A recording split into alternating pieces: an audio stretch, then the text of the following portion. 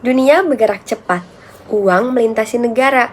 Tapi bagaimana sih negara kita memastikan keadilan pajak saat warga negara asing masuk ke negara kita dan menikmati ekonomi kita? Hai, selamat datang di Tax Insight ala aku. Kalian, nama aku Azhara Sausan dari Fiskal B, Universitas Indonesia. Jurusan Ilmu Administrasi Fiskal NPM 24065500735. Di sini aku akan membongkar peran vital pada penerimaan pajak nih, yaitu subjek pajak luar negeri yang akan aku bahas di video ini. Nih, apa sih filosofi kenapa aku ingin banget ngambil judul ini untuk video edukasi kita kali ini? Oke, kita lanjut ke video selanjutnya. Kenapa sih aku tuh pengen banget ngebahas hal ini? Karena filosofi dasarnya itu adalah pada keadilan dan kedaulatan perpajakan. Jadi Indonesia sebagai negara yang berdaulat, dia berhak dong memajaki setiap sumber penghasilan yang berasal dari wilayahnya.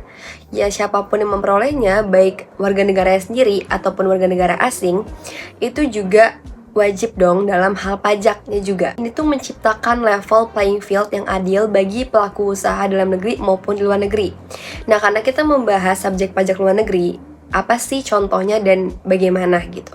Nah, bagaimananya itu adalah ketika perusahaan asing atau individu asing itu berinvestasi ke Indonesia dan dia mendapatkan penghasilan dari sumbernya dari Indonesia, dan itu tuh mereka wajib berkontribusi dong dalam pajaknya juga.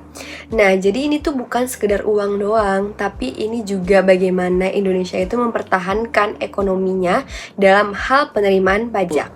Nah, lanjut kita akan membahas dasar hukum dan teori dari subjek pajak luar negeri itu sendiri. Nah, dasar hukumnya itu gimana sih, Ra? Nah, dasar hukumnya itu terdapat pada pasal 2 ayat 4 Undang-Undang Pajak Penghasilan. Nah, ada di sini penjelasannya. Aku lanjut ke teori. Jadi, kita akan melanjutkan pembahasan Tax Insight kita kali ini pada teori dari subjek pajak luar negeri itu sendiri. Nah, jadi subjek pajak luar negeri ini dibagi menjadi dua kelompok besar. Nah, kelompok pertama adalah mereka yang menjalankan usaha atau melakukan kegiatan melalui BUT. Apa sih itu BUT? Nah, BUT itu adalah bentuk usaha tetap di Indonesia. Nah, secara ringkas aku jelasin, kalau misalnya BUT itu adalah tempat usaha permanen di Indonesia yang dimana itu milik pihak luar negeri. Apa sih, Ra, contohnya? Nah, contohnya itu ada seperti kantor cabang, pabrik, atau proyeksi konstruksi. Nah, dalam teori perpajakannya itu, BUT itu sering disebut sebagai hubungan yang cukup atau nexus yang memberikan hak kepada negara sumber seperti Indonesia untuk memajaki. Nah, subjek pajak luar negeri kelompok 1 ini dipajaki atas seluruh penghasilan BUT tersebut, bahkan penghasilan yang diperoleh subjek pajak luar negeri di luar negeri yang punya hubungan efektif dengan BUT. Itu tuh disebut dengan asas worldwide income terbatas. Lanjut ke kelompok kedua.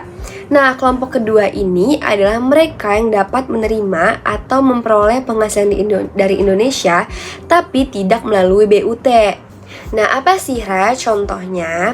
Nah, contohnya itu seperti investor asing, terima dividen, terus juga artis luar negeri yang tampil tunggal nih.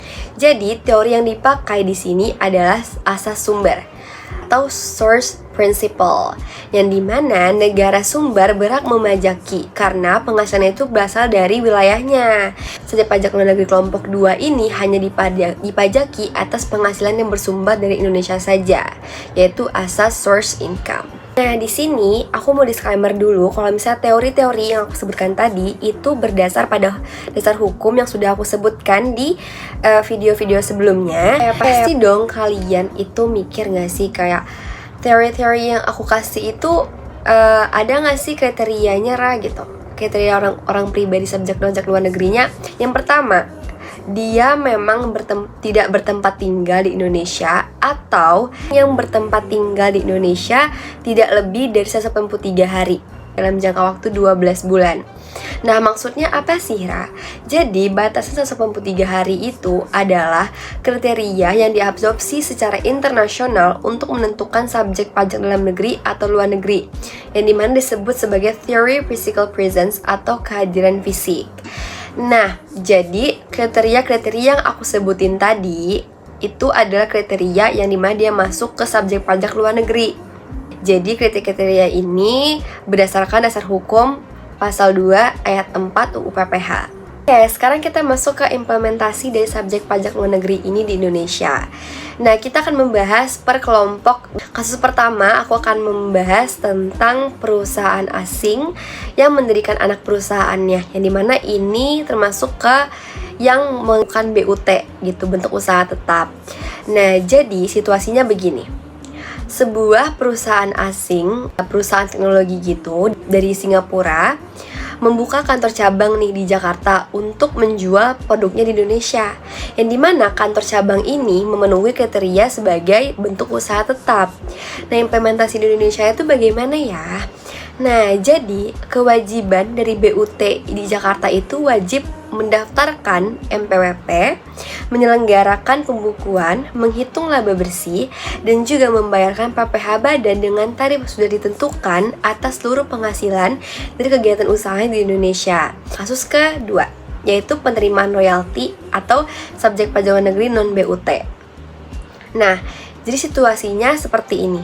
Seorang penulis buku dari Amerika Serikat, yang dimana dia tuh orang pribadi di luar negeri, menerima royalti nih dari penerbit Indonesia karena bukunya itu diterbitkan dan dijual di Indonesia, yang dimana penulisnya itu tidak pernah datang ke Indonesia nih guys. Nah, implementasinya itu seperti dimana kewajiban dari penerbit Indonesia ini kan sebagai pihak yang membayarkan penghasilan, yang dimana dia wajib memotong PPh pasal 26 atas pembayaran royalti tersebut. Jadi aku tadi udah ngebahas teorinya, dasar hukum, terus tadi aku juga bahas implementasinya dan juga filosofinya. Nah, berarti sekarang aku mau ngasih tau kalian kalau misalnya pajak global itu mungkin didengar tuh rumit, tapi intinya tuh sederhana guys, yaitu keadilan, yang dimana sebagai masyarakat kita tuh harus sadar atas pengawasan terhadap warga negara asing itu sangat penting, yang dimana kan pajak itu adalah kontrak sosial kita, yang dimana kesadaran dan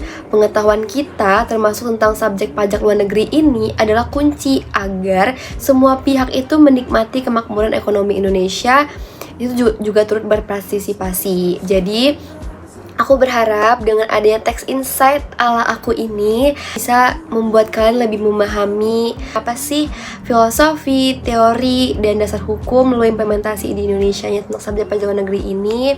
Aku berharap teman-teman semuanya lebih aware tentang subjek pajak luar negeri, dan kita nggak hanya sebagai warga negara yang patuh, tapi juga peran aktif dalam mengawasi kedaulatan ekonomi bangsa. Dan juga aku mohon maaf kalau misalnya ada kata-kata aku yang salah selama video text insight ala aku ini.